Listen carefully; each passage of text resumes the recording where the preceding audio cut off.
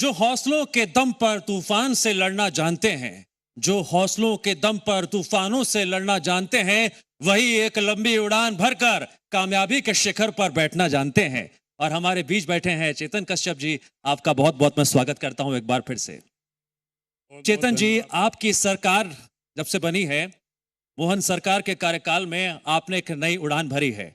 Industrial growth की जब बात होती है तो रतलाम की बात हो या और शहरों की बात हो, वहां के मध्यम वर्गीय परिवार के जो परिवार वाले हैं, वो अपने बच्चों को लेकर सपने देख रहे होंगे कि इतनी श्रृंखला जो है रीजनल इंडस्ट्री कॉन्क्लेव की देखने को मिल रही है।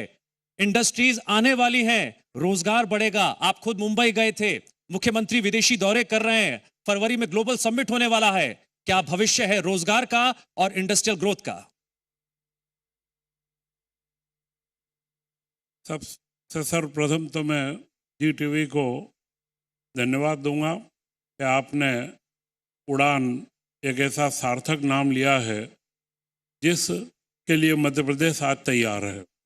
हमारे मुख्यमंत्री मोहन यादव जी के नेतृत्व में जो हमने इन रीजनल इंडस्ट्री कॉन्क्लेव करे हैं, उन कॉन्क्लेव की सफलता ने कई नए आयाम जोड़े हैं। और यह जो कॉन्सेप्ट था, इस कॉन्सेप्ट ने ही मध्य प्रदेश के युवाओं को उड़ने के लिए प्रेरित करा है। करीब करीब 15,000 के आसपास भागीदारी इसमें हुई है, जिसमें वर्तमान उद्यमी भी थे, नए युवा भी थे और नए अवसरों को तलाशने वाले व्यक्ति भी थे। तो यह जो कॉन्क्लेव हुए हैं, इसमें पूरे मध्य प्रदेश के हर जिले में, पिछड़े जिलों से शहडोल जैसी जगह के कॉन्क्लेव में 3,000 से ज़्यादा हमारे वहाँ पर प्रतिस्पर्धी वो जो साथी लोगों ने सहयोग वहाँ पर एकत्र हुए। तो यह निश्चित है कि मध्य प्रदेश में हमने संभावनाओं के नए द्वार हमारे मुख्यमंत्री के नेतृत्व में खोले हैं। और यह जो रीजनल इंडस्ट्री कॉन्क्लेव के बाद में मुख्यमंत्री के द्वारा लंदन में, जर्मनी में, अभी कल ही वो जापान गए हैं। तो यह जो एक कॉम्बिनेशन है कि वृहद उद्योग भी आए, वो मध्यम व लघु उद्योग भी आए, और इसी के साथ में छोटे उद्योग, सूक्ष्म उद्योगों की श्रृंखला भी बने। और हमने हमारे कॉन्क्लेव में इन सब के लिए कौन से क्षेत्र में, कौन से जिलों में क्या क्या अवसर है, उन सब को नीचे ले जा करके और हमारे युवाओं को प्रेरित करा है। और इसका परिणाम है मध्य प्रदेश में कि आज तक हम 6,500 के करीब युवाओं को उद्यम क्रांति योजना के माध्यम से 450 करोड़ का लोन उपलब्ध करा चुके हैं। तो यह तो हुआ एक सूक्ष्म उद्योग की बात। मध्यम व लघु उद्योगों के अंदर भी इस वर्ष हमने काफी बड़ी उपलब्धियां हासिल करी है। आपकी मिनिस्ट्री का नाम भले छोटा है, लेकिन काम का दायरा सबसे ज्यादा है। मिनिस्ट्री तो शुरुआत सूक्ष्म से होती है और सूक्ष्म से ही शीर्ष पर पहुंचा जाता है। यह तो निश्चित है, जब तक हमारे अणुओं को हम परिष्कृत करते हैं तभी पूरे परमाणु बम और का। ऐसा सूक्ष्म प्रयास मैंने आपके बारे में सुना कि आप खेल मेला करवाते आ रहे हैं करीब करीब 25 सालों से। इसके अलावा अहिंसा ग्राम का भी एक कॉन्सेप्ट है आपका। तो ये आपने समाज के प्रति जो शुरुआत की, इसके पीछे क्या आपको कैसे पंख मिले, आपने कैसे उड़ान भरी? ये पूरा विषय का विषयांतर है। ये जो दो काम आपने बोले हैं, ये मैं रतलाम के अंदर व्यक्तिगत तौर पर और इसको एक बड़े उद्देश्य के साथ में करता रहा हूँ। खेल चेतना मेला सन 1999 में मैंने प्रारंभ करा था, जब मैं राजनीति में भी नहीं था।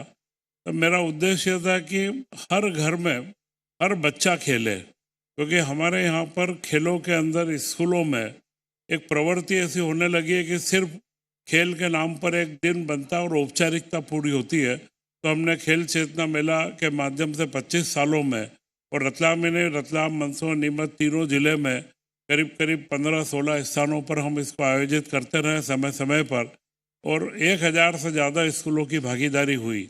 इसका सीधा महत्व यह है कि बच्चों में खेलों की एक संस्कृति व संस्कार का विकास हो, और इसी को आगे जाकर के राष्ट्रीय स्वयंसेवक संघ के जो संस्थान है क्रीड़ा भारती, जिसका मैं राष्ट्रीय कार्याध्यक्ष हूँ, उसने भी इसको आगे अपने महत्वपूर्ण उद्देश्यों में लिया है।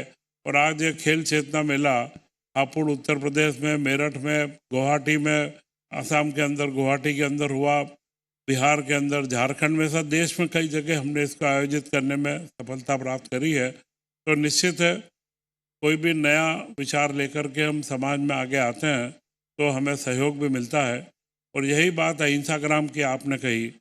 अहिंसा ग्राम एक परिकल्पना मैंने 2004 में करी थी कि गरीबी से मुक्ति कैसे मिले, परंतु खाली गरीबी से मुक्ति तो हम किसी भी व्यक्ति को 5-10 लाख रुपए उस समय के हिसाब से दे करके गरीब से अमीर बना सकते थे, परंतु जो एक सस्टेनेबल लाइफ स्टाइल कि गरीबी से स्थायी मुक्ति कैसे हो और परिवारों के अंदर संस्कारों का विकास हो, इस परिकल्पना को लेकर के मैंने रतलाम में अहिंसा ग्राम बनाया।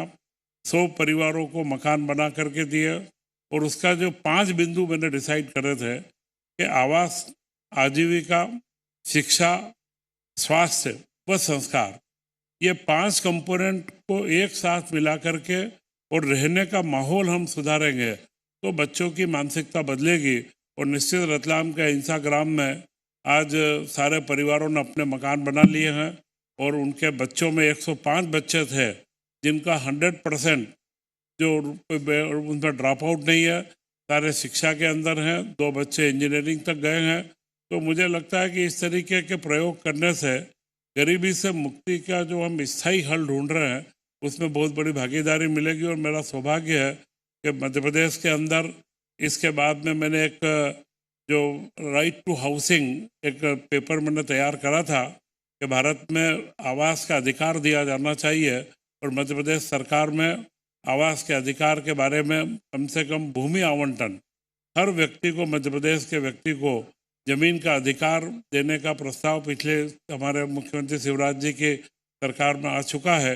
और आगे अब हम प्रधानमंत्री जी का जो स्वप्न है कि हर व्यक्ति को आवास मिले, तो आवास के लिए भी हम लोग संकल्पित। मंत्री जी, आपने अमीरी गरीबी की बात की तो मैं अमीरी को लेकर एक बात कहना चाहता हूं। एक शेर है, जिनके आंगन में अमीरी का शरज होता है उनके ऐब भी दुनिया को हुनर लगते हैं। आपकी जो व्यक्तिगत जिंदगी है उससे जुड़ी हाइलाइट्स हम कई बार सुनते हैं या लोगों के बीच पहुंचती है। करोड़ों की दौलत है, जनता के बीच शोहरत है, ये दोनों बातें निकलकर सामने आती हैं। आज इस मंच से जब हम विकास की उड़ान की बात कर रहे हैं, क्यों ना आप दिल से इस बात को भी सामने रखें कि आपकी सैलरी को लेकर आप भत्ते नहीं लेते हैं, आप कोई पैसा नहीं लेते हैं और करोड़ों की आपके पास दौलत भी है। तो ये एक क्या पॉलिटिकल स्टंट के तौर पर देखा जाए या फिर देश भर के उन करोड़पति जनप्रतिनिधियों के लिए एक संदेश है कि भैया अगर आपकी जेब भरी हुई है, दौलत खूब सारी है, तो सरकार से काहे पैसा ले रहे हो? मैंने जब मेरे वेतन भत्ते का समर्पण करा था, विधानसभा में पहली बार 2013 में आया, तब बड़ा स्पष्ट मैंने घोषणा करी थी कि जो समर्थ व्यक्ति है उनको उदाहरण पेश करना चाहिए। मैंने एक उदाहरण पेश करा, समर्पण ये राशि लेकर के कि शासन के अंदर ये राशि रहे और जो ये शासन का कोष है जिसके लिए हम विधायक हैं, तो ये कोष के माध्यम से जन कल्याणकारी कार्यों में राशि जाए। और भी 50 तरीके हो सकते हैं, परंतु मेरा ऐसा मत था कि समर्थ व्यक्ति को राजनीति में जब वो पदों पर आता है तो यह आदर से पेश करना चाहिए कि वो यहाँ पर सेवा के लिए आया है, कोई आर्थिक लाभ के लिए नहीं आया है। उसके तरीके बहुत से हो सकते हैं। सिर्फ उमा भारती ने सलाह भी दी थी आपको कि जो भावग्रस्त लड़कियां हैं उनकी मदद के लिए पैसे जाए तो कैसा रहे? उमा जी ने जब यह विषय रखा तो मैं उनसे मिलने गया था, वे हमारी वरिष्ठ नेता हैं, तब मैंने उनको समझाया कि मेरा ऐसा मत था कि जब हम विधायक हैं तो राजकीय कोष का सही उपयोग हो, ये भी हमारा दायित्व है। इसलिए मैंने राशि को राजकीय कोष में रखा है। और यह एक अलग विषय है कि कोई राशि को प्राप्त करना और फिर दान देना, यह जैन दर्शन में अपरिग्रह का एक दर्शन है कि हमें उतना ही प्राप्त करना चाहिए जितनी आवश्यकता हो। मुझे मेरे प्रारब्ध से, मेरे परिवार से जितना मिला, तब मैंने 2004 में नए व्यवसाय को बंद कर दिया। मैं स्वयं किसी व्यवसाय में नहीं हूँ, तो मेरा यह था कि अब जितना अपने पास है उसे ट्रस्टीशिप के रूप में समाज के हित में मैं लगाता हूँ। और उमा जी को भी मैंने यही निवेदन किया और वे उस पर उन्होंने प्रसन्न भी हुई और उन्होंने कहा कि नहीं, आप जिस तरीके से कार्य कर रहे हैं इसी तरीके से समाज की सेवा राजनीति के माध्यम से करें। अब आप भले ही अपने खुद के नए व्यवसाय में नहीं हैं, लेकिन जो दूसरे व्यवसाय करना चाहते हैं छोटे उद्योगों के माध्यम से, उनकी आप भरपूर भरपूर संरक्षण कर रहे हैं एक मंत्री के नाते। तो मेरा सवाल ये है कि मध्य प्रदेश, यहाँ पे कुटीर उद्योग, लघु उद्योग की बहुत बड़ी संभावनाएं हमने देखी है, लेकिन कई बार अगर तुलना करें तो चाहे दक्षिण के राज्य हो या महाराष्ट्र जैसा पड़ोस का प्रदेश हो, उतनी ये सफलता मध्य प्रदेश या छत्तीसगढ़ जैसे राज्यों को नहीं मिल पाती है कि छोटे उद्योग उस तरीके से पनप पाए। खनिज संसाधन तो खूब होते हैं, लेकिन छोटे छोटे सामान या उनकी बिक्री नहीं हो पाती है। तो क्या कोई परिवर्तन आया है या छोटी छोटी फैक्ट्रियां लग रही हैं जिसका निर्यात हो रहा हो? निर्यात होना एक अलग बात है, परंतु जो मुख्य बिंदु आपने कहा कि जो छोटे उद्योग लगते हैं छोटे छोटे जिलों में और हमारे नए युवा उद्यमी आते हैं, तो उनके लिए मार्केटिंग एक इम्पॉर्टेंट चुनौती है। और मार्केटिंग के लिए हम लोगों ने कई इस तरीके के कार्यों को अभी हम लोग आगे ला रहे हैं कि हमारे सूक्ष्म व लघु उद्योगों को बाजार की उपलब्धि हो, और उसके लिए इलेक्ट्रॉनिक प्लेटफॉर्म्स हों। उसके लिए हम लोग अमेजॉन से और इन फ्लिपकार्ट और अमेजॉन से भी हम लोग चर्चा कर रहे हैं, उन्हें भी प्रेरित कर रहे हैं कि वे नए हमारे उद्यमियों को अपना स्थान दें। उसी के साथ में इन लोगों को ट्रेनिंग भी हम दे रहे हैं। अभी हमने एक रैम्प प्रोग्राम दिया है, रेजिंग एंड एक्सेलरेशन, कि किस तरीके से रेजिंग करना, मतलब मेंटल लेवल को बढ़ाना, और उसके अंदर मार्केटिंग के अवसरों को कैसे खोजना, नए बाजार के अवसर, क्योंकि यह एक नया उद्यमी को बाजार ढूंढना आज भी एक चुनौती है। और निश्चित मुझे भरोसा है कि हम जिस तरीके के नए कार्यक्रमों को लेकर आ रहे हैं, तो मध्य प्रदेश के जो हमारे युवा साथी या महिलाएं जो आगे आ रही हैं, उनको हम नए बाजार उपलब्ध करवाने के अंदर भी हमारी नीतियों को हम दिशा दे रहे हैं। और निर्यात के लिए तो अभी हमने नई नीति, पूरी हमारी उद्योग नीति प्रस्तावित करी है, और मध्य प्रदेश से निर्यात के लिए हम लोग कई अच्छे लोग, अब जो लुभावन भी नहीं, जो वाकई निर्यात को बढ़ावा देंगे, ऐसे प्रस्ताव हम तैयार करके, जो ग्लोबल इन्वेस्टमेंट समिट हमारी हो रही है, इसके पहले हम नीति लेकर के और जनता के बीच भी आएंगे और उद्यमियों के बीच भी आएंगे। लोकल ब्रांड तैयार हो रहा है, मतलब लोकल ब्रांड तैयार हो रहा है। लोकल ब्रांड, इसमें एक्चुअल में ब्रांड तैयार करना इतना आवश्यक नहीं है जितना बाजार उपलब्ध करवाना। बाजार मिलना चाहिए, क्योंकि हर चीज़ ब्रांड पर तो सिर्फ कंज्यूमर प्रोडक्ट बिकते हैं। बाकी जो छोटे उद्यमी बनते हैं, ये कई तरीके के उत्पाद बनाते हैं, उन्हें आगे उत्पादों के अंदर मार्केटिंग के लिए इंडस्ट्रियल प्रोडक्ट में भी जाना पड़ता है। तो हर तरीके का हम लोग कर रहे हैं। लोकल ब्रांड की तैयारी तो हमेशा से जो ब्रांड खुद बनाते हैं, हम उनको मोटिवेट करते हैं। जैसा महेश्वर की साड़ी, मैं अभी मंडलेश्वर गया था, मंडलेश्वर में मैंने एक उपक्रम देखा कि महेश्वर की साड़ियों को हम नया प्रोडक्ट कैसे बनाएं। तो मृग नयनी के हमारे 7 जगह बड़े महानगरों में हमारे शोरूम है, हम उनको वहाँ पर मार्केटिंग भी करते हैं। और अब उनको अभी हमने समझाया कि आप इन साड़ियों को अमेजॉन के ऊपर, फ्लिपकार्ट, अमेजॉन पर ले जा करके, और इन सारे नए जो हमारे प्लेटफॉर्म्स हैं, नई जो हमारी मार्केटिंग की शैली है, इसके ऊपर आप लोग आएँ और इसमें हम आप आगे बढ़ें। मंत्री जी, कुछ दिन पहले आपकी एक चर्चा बड़ी वायरल रही थी और चर्चाओं में रही थी, वेस्ट को कैसे बेस्ट बनाए। याद आया होगा आपको। ये सवाल मेरा इसलिए ज़रूरी है क्योंकि स्थानीय स्तर पर जो वेस्ट है, कचरा, ढेर, लोगों की टेंशन है बहुत बड़ी। अब इस टेंशन को हैप्पी मूड में बदलने के लिए आपकी सरकार क्या कदम उठाने वाली है, क्या कार्य योजना है? बहुत बड़ा विषय है, जनता बहुत ध्यान सुनेगी। ये जो आपने विषय दिया, वेस्ट को बेस्ट बनाना, यह मैंने प्लास्टिक इंडस्ट्री के उद्योगपतियों के बीच में, जब मैं था, एक प्लास्टपेक का फोरम था इंदौर में, और उसी का भोपाल के अंदर सीपेट का एक संस्थान है, तब मैंने प्लास्टिक के उद्योगपतियों से कहा था कि आपकी अगली पीढ़ी के भविष्य को सुरक्षित करने के लिए आप जो उत्पाद बना रहे हैं प्लास्टिक के, इनका वेस्ट का मैनेजमेंट भी बढ़िया हो। क्योंकि वेस्ट मैनेजमेंट आज प्लास्टिक इंडस्ट्री के सामने चुनौती के रूप में है, और अगले 10-20-25 सालों में अगर आपने इसके बारे में चिंता नहीं करी, तो आपके उद्यम को अंदर गतिशीलता में कमी आएगी। और निश्चित रूप से इसके बाद में इंदौर में जो एक प्लास्टपेक का फोरम हुआ था, उसमें पूरा एक दिन का थीम भी उनका वही था कि वेस्ट को किस तरीके से हम उपयोग में लेकर के आएँ। तो यह बिल्कुल एक सुनिश्चित करना पड़ेगा कि जो बायोडिग्रेडेबल नहीं है, जो प्रोडक्ट हमारे पास में आते हैं जिनको हम डिग्रेड नहीं कर सकते, तो उनके ढेर जब लगना चालू होंगे तो एक समय सीमा के बाद में जो कंज्यूमर वाली हमारी इकोनॉमी है आगे बढ़ रही है, तो इसमें उनके उद्योगों पर सीधा असर गिरेगा। और वेस्ट को बेस्ट बनाना, इसके लिए कई तकनीक उपलब्ध है। हम स्टार्टअप के माध्यम से भी इस तरीके के उपक्रमों को नए थीम के साथ में आगे लाना चाह रहे हैं। रतलाम से एक कॉरिडोर निकल रहा है, बड़ा ही बहुप्रतीक्षित है। और जो रतलाम चूंकि सेंटर है दिल्ली मुंबई, तो आपको क्या लगता है कि आने वाले समय में आर्थिक उन्नति रतलाम के लोगों की या मध्य प्रदेश से जो वो कॉरिडोर जाएगा, क्या संभावनाएं नजर आ रही है? रतलाम के पास से मुंबई दिल्ली का जो एक्सप्रेस वे निकला है, यह ग्रीनफील्ड पूरा हाईवे है और इससे मुंबई दिल्ली की दूरी को बहुत कम करा है। और यह 6 से 8 घंटे में हम रतलाम से बॉम्बे या दिल्ली पहुंच सकते हैं।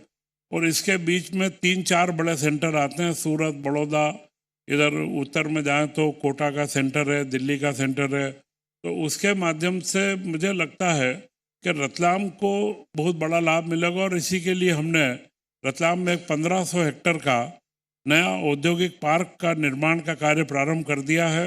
और उस औद्योगिक पार्क में कई उद्योगपति अभी उसमें रुचि भी दिखा रहे हैं। और मुझे लगता है कि रतलाम का तो उसमें लाभ है ही, परंतु एक एंट्री गेटवे बनेगा। यह रतलाम के माध्यम से पूरे मध्य प्रदेश के, क्योंकि लॉजिस्टिक लेवल पर वह स्थान बड़ा एक उपयुक्त स्थान है।